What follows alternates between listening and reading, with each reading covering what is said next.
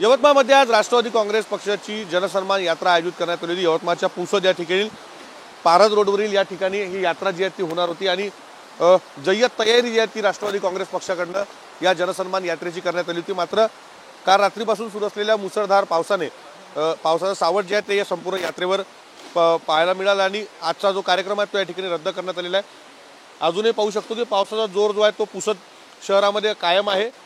संपूर्ण सभास्थळी जर पाहिलं तर पाणी देखील मोठ्या प्रमाणात साचलेलं आहे।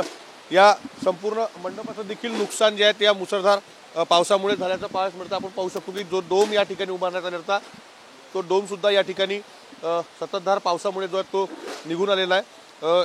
पुढच्या काळामध्ये काही दिवसात ही पुन्हा सभा होणार असल्याचं सांगितलं जात आहे।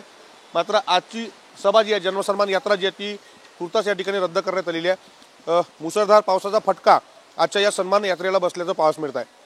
कॅमेरामॅन विशालसह विवेक गावंडे, TV9 मराठी, पुसद।